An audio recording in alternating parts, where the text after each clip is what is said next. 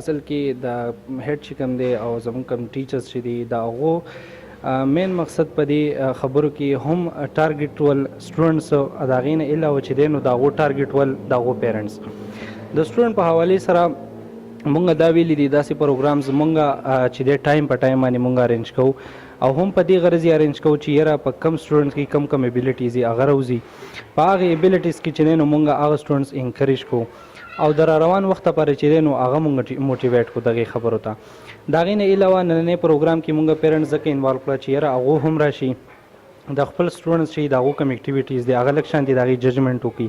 هغه وګوري چې یاره آیا زمونږ دا بچي څنګه خپل اکټیویټیز کې چې دی نو هغې کې پارټیسپیشن کوي. د هغې نه علاوه چې دی نو هغو وګوري یا د هغو چې کوم بریفینګ دی د خپل سټوډنټس په باره کې د هغو اچایانې دي د هغو برایانې دي د هغې نه علاوه چې دی د هغو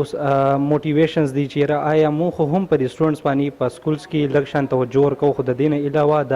پیرنټس توجه هم ډېره زیاته پکار ده په سټوډنټس باندې په کورونو کې چې ځکه چې د پیرنټس نه هټ کر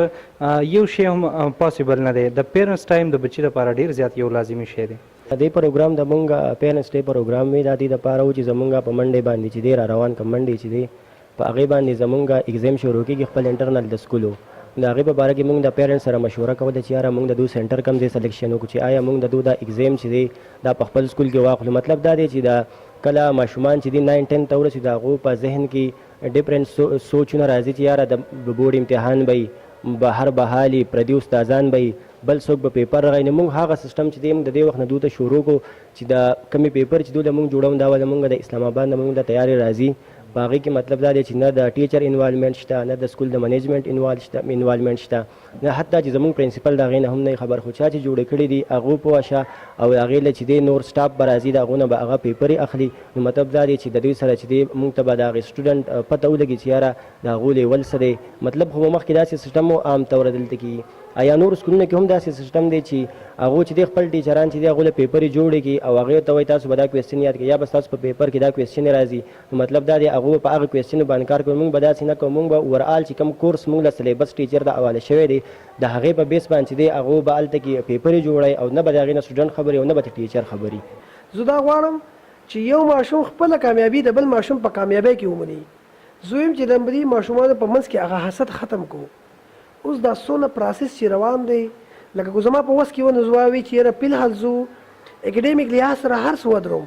زه یو کال کم از کم د ماشوم په مینرس کار وکړم. په مینرس چې کار وشي نو ماشوم ته بیا سلیکشن اسان وي. د هغو لوکل مرګري د کم مرګرو سره ناسته پاس وکړم کم کار سټډي له ورکړم کم کار لوبو له ورکړم هغو د اخلاقیاتو باندې په ناسته فاسته په هر څه چې کوم دی هغه بیا پوه شي. نو انشاءالله زموږ یو کوشش دی چې په دغې بهر ټیچر راشي د هغوی نه اګزام والي د دوی کې به ججک ختم شي دوی به د بورډ هغه سیستم سره لږ فیملییر شي او د هغې د حوالې سره به ما ته هم فایدې روزي چې ماشوم په کم لیول کې دی او پیرنټس ته به انشاءالله زه د سوچو نه مخکې هر هغه سکول ته دا وینا کومه چې کم په دې ځای کې په ماشوم باندې کار کوي. لکه زما په حساب باندې سکول سیستم چې کوم دی یو کاروبار دی خو زه ته چې دا یو کاروبار نه دی دا ډېره غټه ریسپانسبیلیټي ده. لکه مطلب دا دی چې د ماشوم کرکټر ستا نه هلکه وخوځېدو نو پته نشته دی چې دې څونه ګناهونه کوي په هغه هر څه کې چې کوم دی د دوی حصه ده.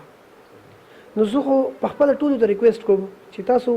هر هغه څه وکئ چې هغې کې صرف او صرف د ماشوم مفاد وي او ټول فیرس ته دا عرض کوم چې لکه نه ما ته ضروري نه ده چې ماشوم راشي تاسو راشئ زما سیستم وی دی که زما سیستم کې فرق وي زما اصلاح وکئ زما اسلام وکئ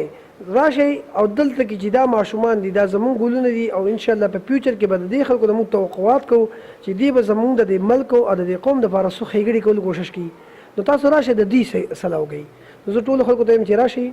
دلته کې څو قسمه مسلې تاسو چې کوم دي هغه مسلې د مشورې په شکل کې ماته راکړئ چې موږ په هغې مسلو باندې کار وکړو.